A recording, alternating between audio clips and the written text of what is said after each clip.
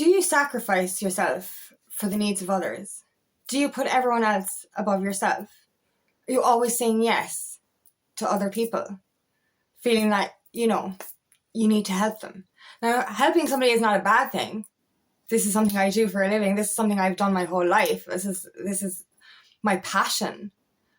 But we can sometimes help too much at the detriment of our own feelings, our own health. We tend to abandon our own needs for the needs of others. And we cannot be 100% for anyone else if we're not 100% for ourselves. My name is Angela Cleary. I'm a feminine empowerment coach and I specialise in healing after narcissistic abuse. A lot of the times we tend to put everyone else before ourselves. Like, we grew up in this mentality of, don't put yourself first, that's selfish. You need to do everything for everyone else and put yourself last. It is not selfish to put yourself first. How can you give love to somebody else if your cup of love is depleted, if your cup of love is empty? Now, as an empath, you'll understand, if you are one yourself, me personally, you can take on the energy of other people. So this will drain you anyway, and you will need that time to recharge. But when you're giving, your cup is just going to empty. And if you give too much, your cup is going to break. And this is the thing. We need to fill our cup up first all the time so that we can then help others. And I've done this so much. And the reason I actually became a professional life coach was because I used to help and coach others, my friends and, other women before on a volunteer basis. But I ended up abandoning myself for their outcome. And I remember doing this, I literally felt this, especially with one person I was helping, I was giving so much of my energy to it that I wasn't giving the energy back to myself. I was letting this person, I suppose, control my life in a sense. And what I mean by that is, literally, I allowed that person to text me all day, every day. And I allowed myself to abandon my own needs or my own work in order to help them. And I used to get triggered. I used to get so angry at that person not listening to my advice. And I'm like, what the fuck? And I'm so angry kind of trying to fix their life that I was depleting myself and my energy was depleted. And I actually had to take a step back and I was like, I can't do this anymore. And I questioned, when I discovered life coaching and that it was my passion, I was like, how am I going to do this if all I feel is this depletion of energy? But the reason I became professional at it is because so I could set boundaries and so I could look after myself. How am I supposed to help clients or friends if I'm depleted? If my energy is fucked? And that's the way it was. And I was literally, right? I was at this is the way I saw it, right? When I was, helping other people. I used to do this with my dad as well. Literally, you're climbing up this mountain and you're helping the people along. But a lot of the time, you're helping people that don't want to be fucking helped. Sorry. And you're pulling at this fucking rope.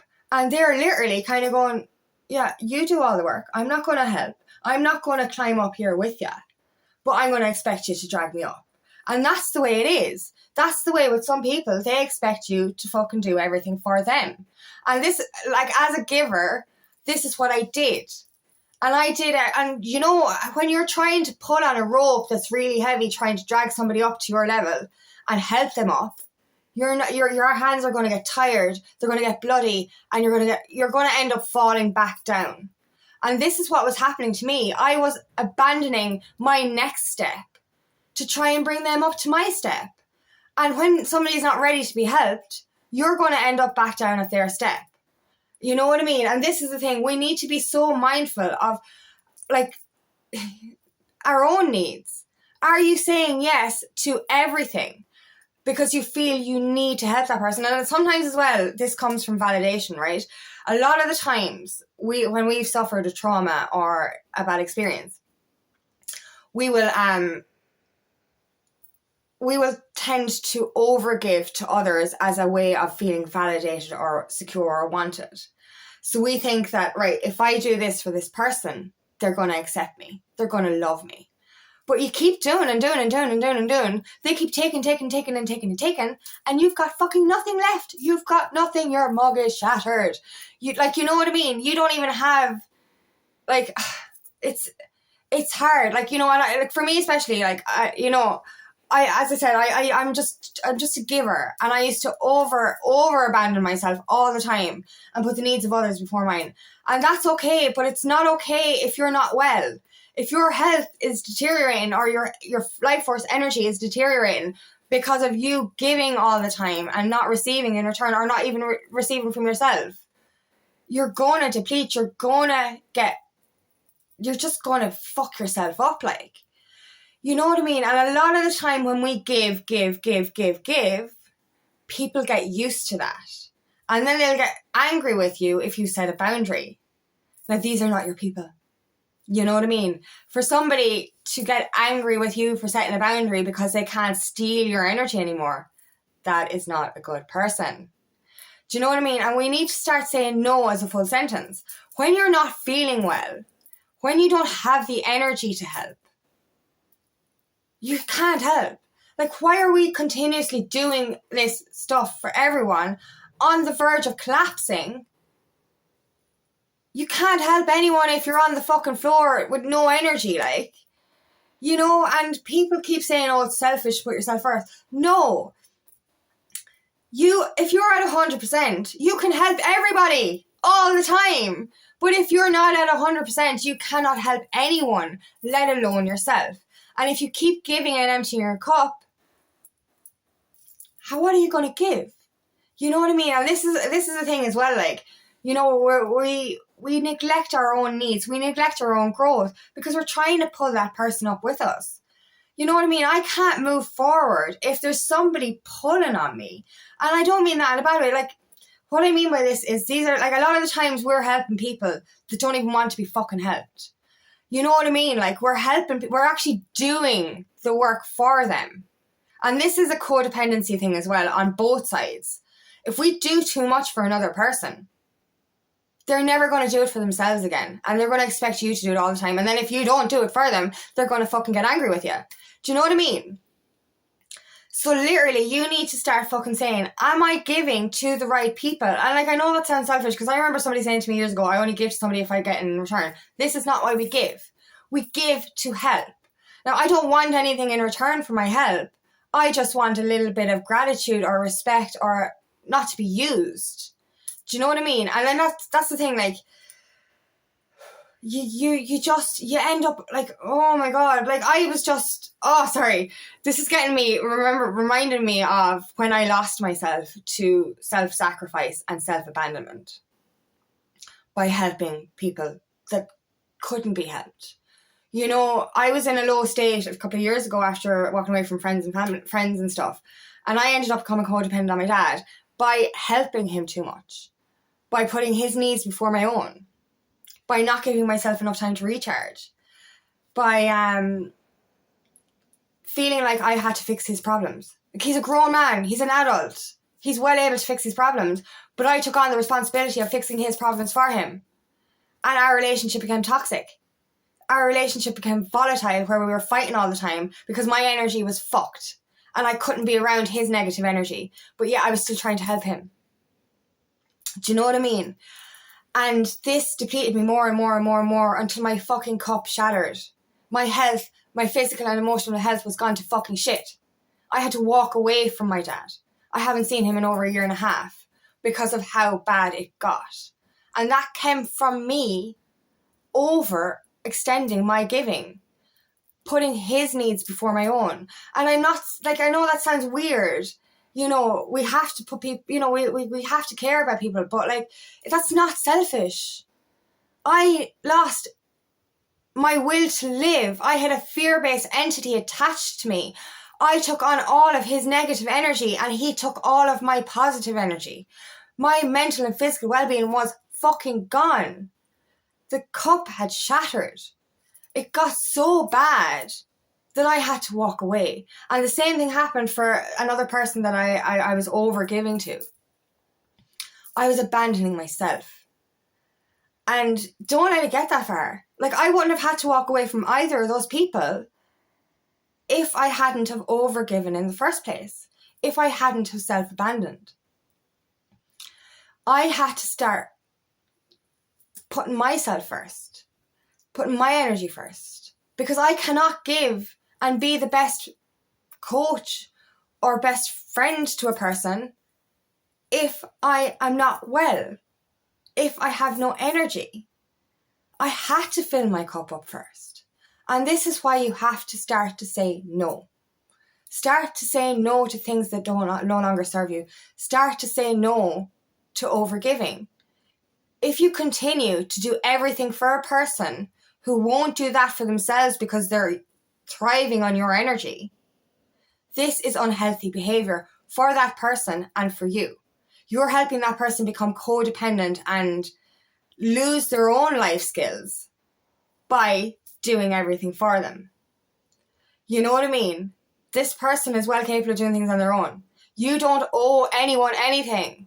You know, we're like, oh, it's my parents, they did everything for me. Yes, and you can look after your parent without abandoning yourself.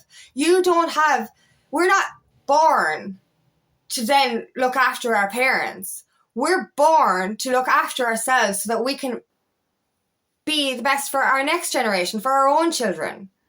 Our parents are grown adults, you know, and of course, as they get older, yes, you can help them. But like, if you overhelp a person too early, they're going to become inadequate.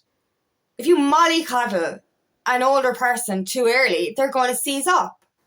So what we do by mollycoddling our parents too early is literally turning them into fucking vegetables before they need to be.